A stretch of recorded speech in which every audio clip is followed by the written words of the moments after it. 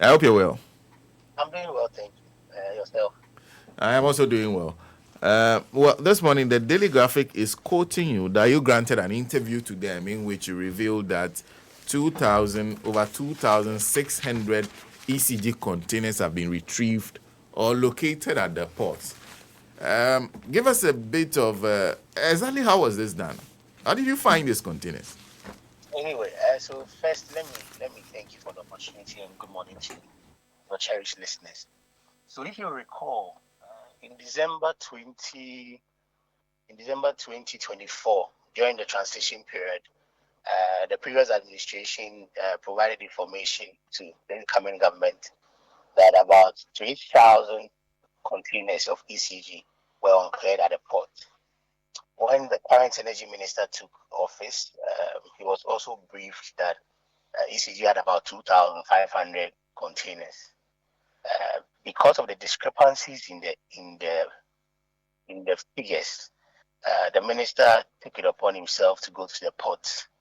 Uh, he didn't get a full update of what was available, so he set up a committee to investigate. The committee's report showed that about 1,300 of these containers were unaccounted for.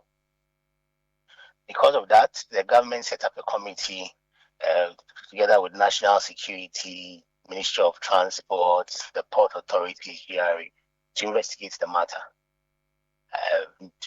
What has happened is that 2,637 containers have been traced, and currently the government is in possession of 2,583 containers. 2,583.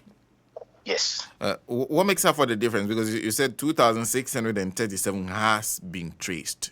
Why don't Yes. why So is government not in possession of all of them? that's a very interesting question you asked. Um, the records show that ECZ cleared about 41. The records also show that, in fact, out of the 2,583, there are containers that have been retrieved that there were no data on those containers at all. And then there are containers that are not available that there's data to show that it should be available. So this is a subject of investigation. The former managing director has also been invited. His caution statement has been taken by National Security. Some senior staff of ECG have been asked to step aside pending investigations so that we will bring a finality, a closure to this matter. The government is committed to dealing with this issue. The minister has said that anybody found liable will be prosecuted because everybody must answer for this. The procurement practices in the past have been abysmal. Uh, there are times where you have a budget of 1 billion and you end up spending 8.3 billion. You have ECG procuring things that they don't need for the next 15 years. So some of these things, I mean, have generally affected the business practices of the company. And the minister has issued new directives on procurement, and then also has assured the board to put up a new policy. He has also stopped procurement of non-essential goods in order to forestall some of these practices. Interesting. So a few remedial steps have been taken, but I want to go back to the point you made about. You said, do you say the former boss of ECG has been invited? His caution statement taken. You That's said there are some yes, senior staff are also involved. yes, that is accurate. Exactly, what are they being investigated for? I don't want to put that out now. I myself, as a lawyer, I know what it means at this stage, so it will be very prejudicial to put that out. But there are several investigations ongoing.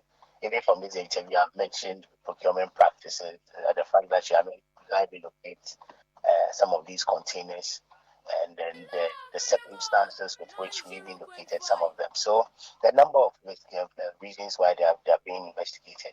But the good news is that at least there's commitment from the government to ensure that everything is everybody answers for the role he or she played in this matter.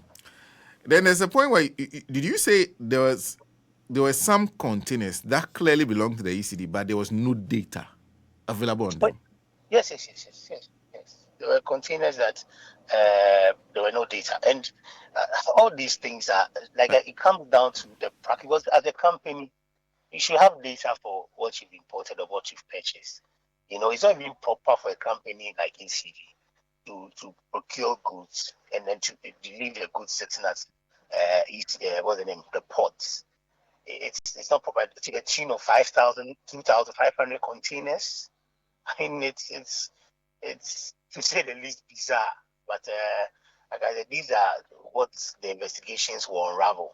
So I'm very certain that sooner than later, the investigating agencies will give an update, and then the Attorney General will take it from there. And then you said the evidence you have is that they've cleared about 41. Yes, that is so. That's the data provided to us by the port authorities. Has this been confirmed by Yes, ECG? by the port authorities. Yes. No, by the ECG. Have they confirmed that they picked up these containers? Yes, in fact, they are involved in the process, so they should have an idea what's going on. I see. Well, Richmond, thank you. Thank you very much for speaking to us this morning. Thank you too for your time. Well, so that's RICHMOND ROCKSON, who speaks for the ADG Ministry, joining us on the line to explain the circumstances of this to us. And Nancy, very interesting things he's been saying. In fact, it's a subject of investigation now. Containers arrived, belongs to the ECG, but there's no data on them. There's no data on the containers. I was just asking about the 41 they said they've cleared. They said they are now, the processes are ongoing. So first, the GPHA says these containers have been cleared by ECG. So maybe ECG or their agents, their selected agents. So now the question is 41. They will now have to reconcile with ECG. Did these containers come to you? Were you the one who ordered for them to be cleared? Did they come to you? So very interesting when you look. So as at this point, the government has control of 2,500